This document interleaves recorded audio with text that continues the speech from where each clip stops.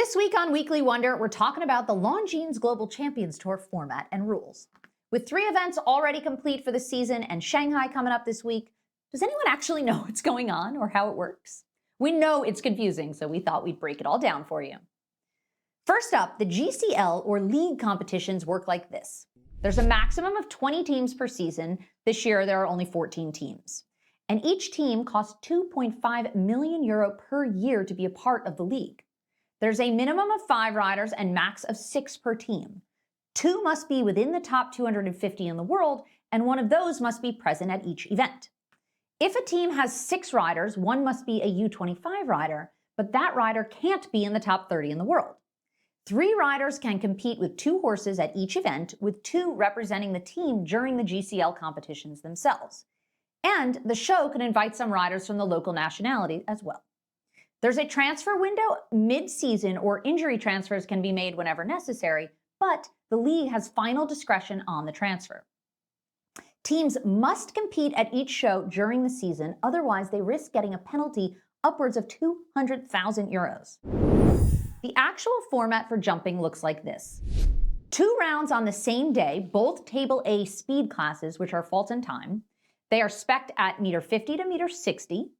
The results are tallied by calculating the total penalties across the 4 rounds of each team, 2 athletes jumping 2 rounds. In case of ties, the aggregate time of the second round will be the decider. Teams can change athletes and/or horses between rounds. Team riders compete consecutively in the ring, one at a time, one after the other. An elimination, disqualification, or retirement all equal team elimination. The 3rd rider present at each event for the team can compete as an individual in the GCL classes and will jump before the teams in both rounds. And of course, round 2 counts as the qualifier for the Grand Prix. So, the format for the Grand Prix then looks like this.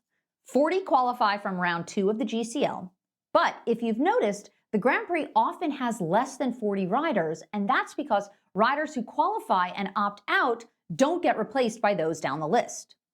It's run as a 1-round with jump-off class, and of course, the winner will earn that golden ticket to the €1.25 million Super Grand Prix that takes place in the autumn during the playoffs. That means a whopping €300,000 to the winner.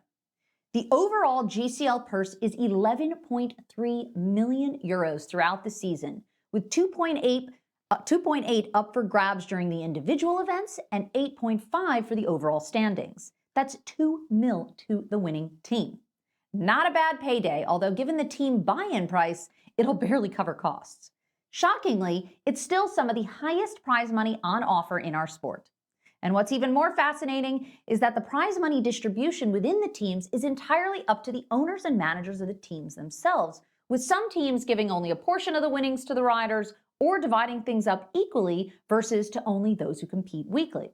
Either way, it's a lot of money changing hands and certainly a huge boost for our sport in terms of overall compensation.